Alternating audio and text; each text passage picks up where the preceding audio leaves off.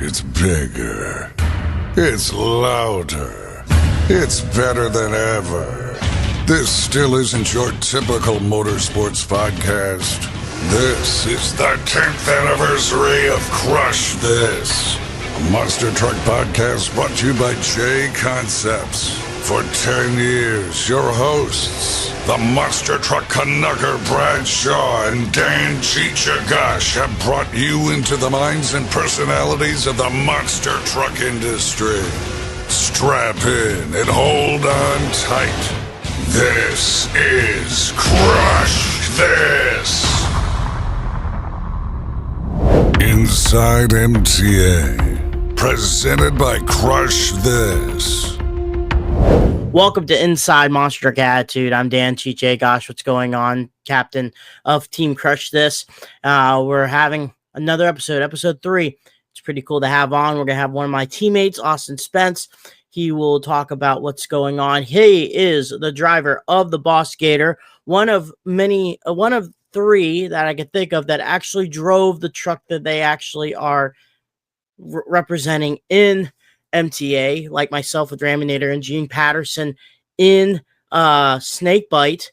But he is a 2-time Thunder champion, 1-time Smashdown champion. Really successful with what's going on with the Boss Gator. So we're having him on right now, Mr. Austin Spence. How's it going, sir?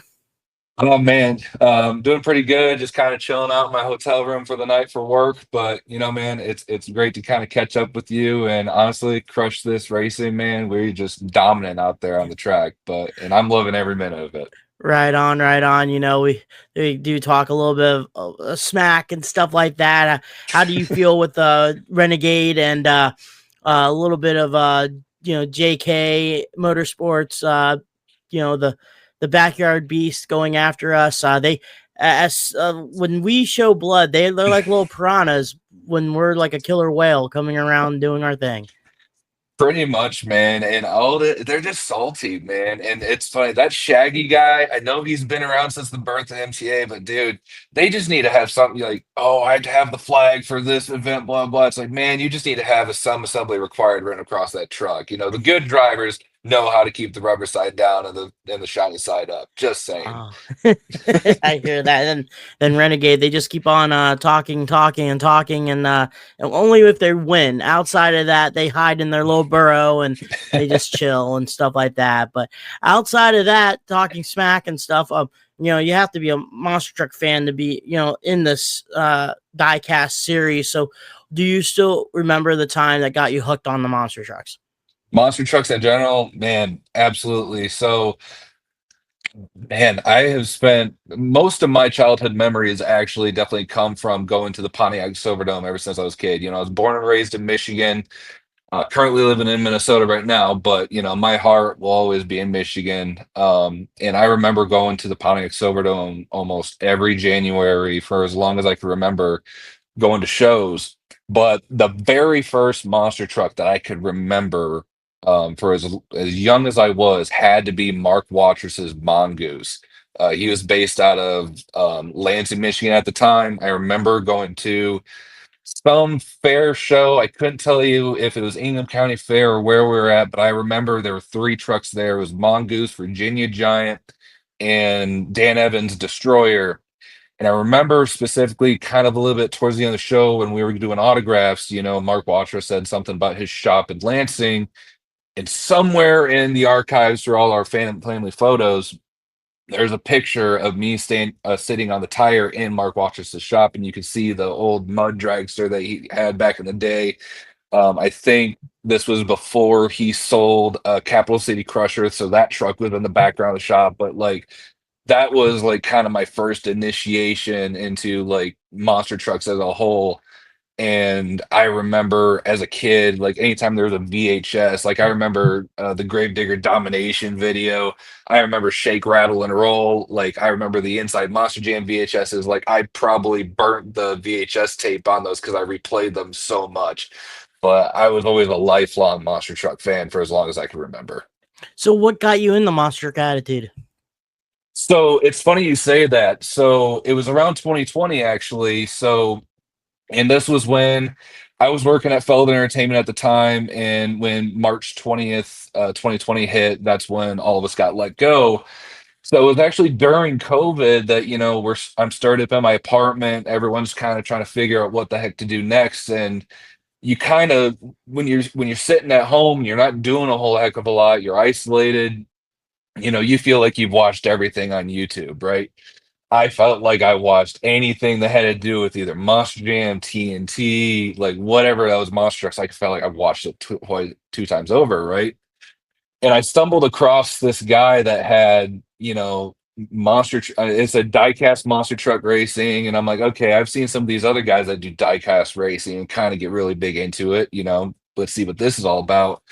And Steve's energy that he brings to the platform, like, projecting it like it's an actual show and just like bringing that energy and that vibe, I was instantly hooked. I'm like, man, I want to be a part of this in some way, shape, or form. So as soon as I watched that first episode, next thing I know, I'm going down the rabbit hole. I join in on Facebook, and then I'm just part of this massive community of monster truck fans that just want to be part of the action. And I loved every second of it.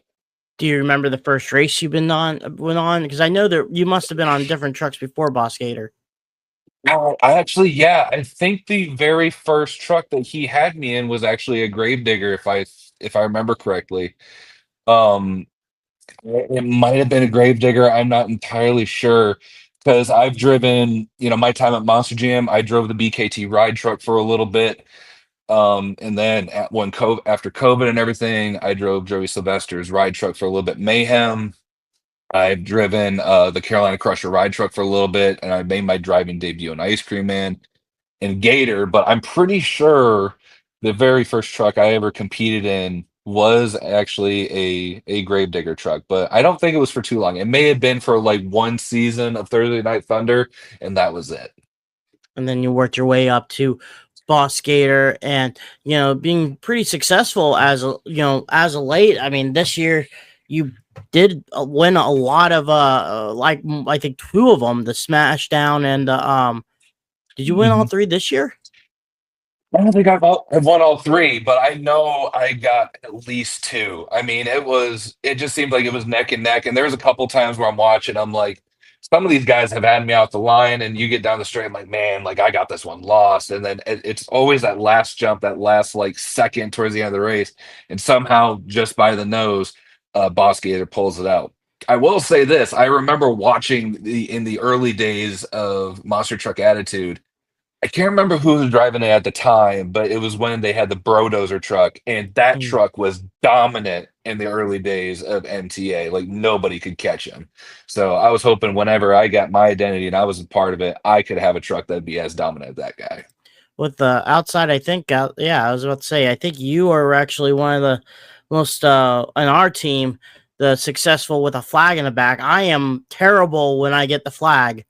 I'm out one or two, and then that's about it. You have made it to the finals. I think both you and Gene have made the trucks to the finals. I think one time you actually went, I think the Thunder was back to back, to be honest with you. I think you won it with the flag on the truck. So, and that's pretty cool that, the Boss Gators ripping up, and now you're kind of getting that, target on your back too, because they know that, you, Josh, me, we're starting to become, Brad and Nathan are starting to come up, but we're starting to get a formed team together that is starting to rattle some cages, let's just say. Oh yeah, yeah, absolutely. And just recently, we did the speed. I think it was the quick little challenge that they did, the speed championship, and it was so awesome that Brad lined up against me in the final round.